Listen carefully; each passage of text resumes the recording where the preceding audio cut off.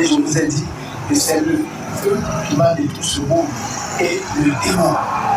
Et si vous êtes en train de pratiquer les œuvres démoniaques, si le feu vient le détruire, n'est-ce pas, vous serez vous aussi détruit avec lui. Allez-y lire. Et je vous avais enjoint de ne pas tout réciter de ce que les prophètes vous disent. Retenez dans ce qu'ils disent. Faites l'exercice de renouvellement de votre intelligence pour discerner ce qui m'est agréablement le Seigneur et appliquer. Parce qu'ils disent, que ce soit les prêtres, les imams, les prophètes, quel que soit le messager, ils disent, mais ils ne le pratiquent pas. Mais vous qui avez fait la profession de foi, reconnaître que moi, Dieu, je suis votre Père, vous devez savoir ce que votre Père que je suis aime. Et que celui qui vous parle de moi, vous qui savez ce que j'aime, vous devez vous raconter à notre Père aime ce que tu as dit là, mais ce que tu as dit d'autres, notre Père n'aime pas ça, on n'applique pas. Mais qu'est-ce que vous êtes allé faire? Mose aime homme de Dieu.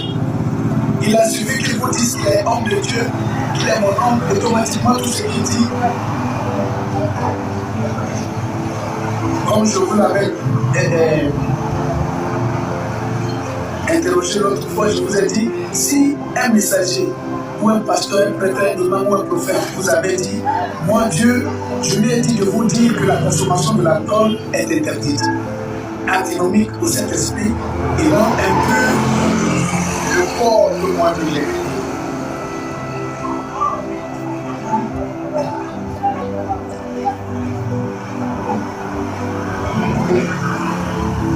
Et que ce même messager vous dise par la suite, oh, tu peux en consommer juste un peu.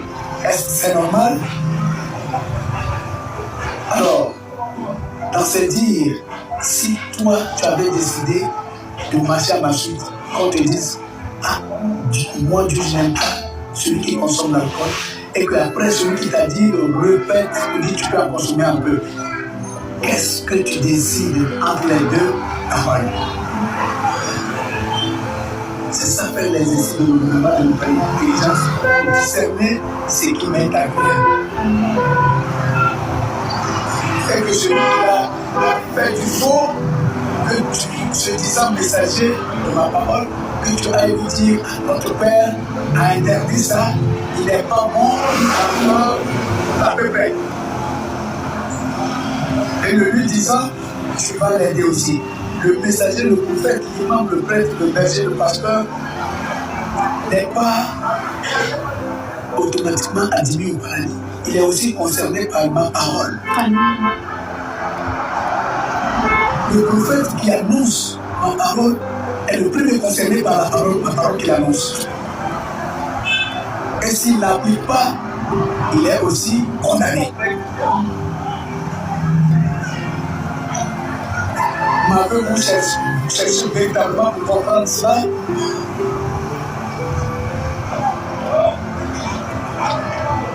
n'est-ce pas les prêtres,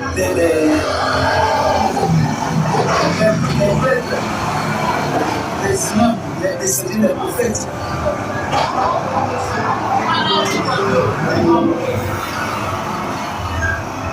c'est moi qui les établis pour vous enseigner.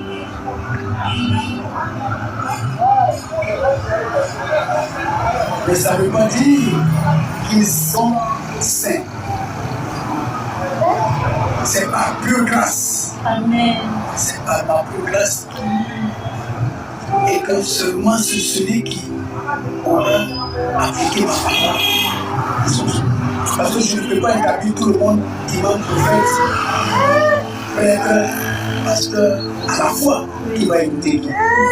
Raison pour laquelle, allez-y lire, j'ai dit même le parler en langue. Je vous ai dit que tout le monde ne parle pas en langue à la fois. Qui va écouter qui? Il faut qu'il y ait un qui parle en langue et qui est l'autre qui traduise pour l'assemblée.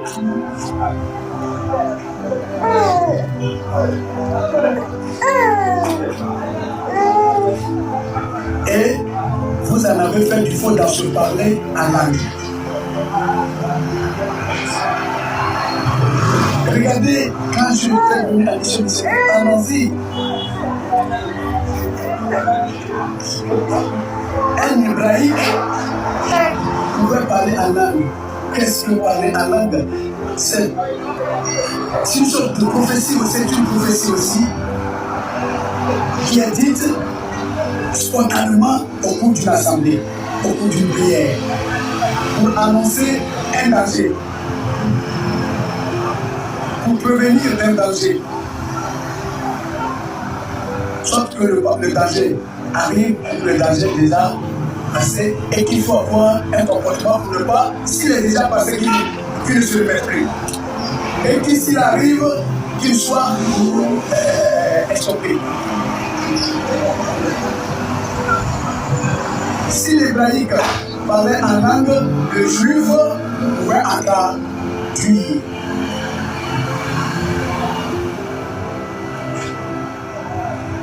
Regardez, comme si un baoulé. Vous voyez, ma parole n'a pas besoin d'école.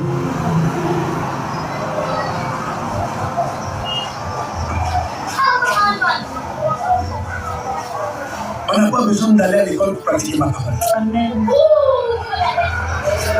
On n'a pas besoin de savoir la Bible ou le Coran pour pratiquer ma parole. Parce que j'agis en vous, par le Saint-Esprit, dans votre esprit, dans vos âmes, dans vos cœurs. Raison pour laquelle je vous ai dit de ne comporter aucun mal qui obstrue votre âme, votre cœur, empêchant le Saint-Esprit de vous accéder.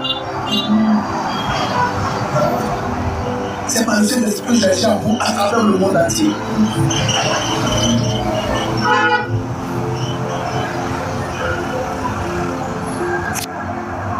Voyez-vous,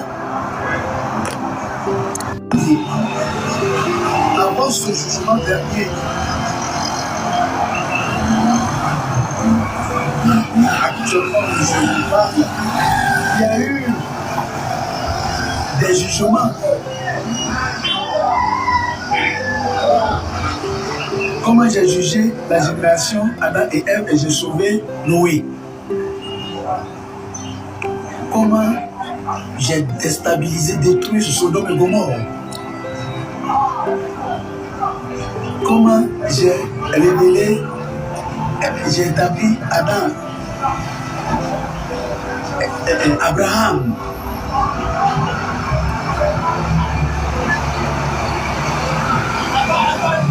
Et bien d'autres générations intermédiaires.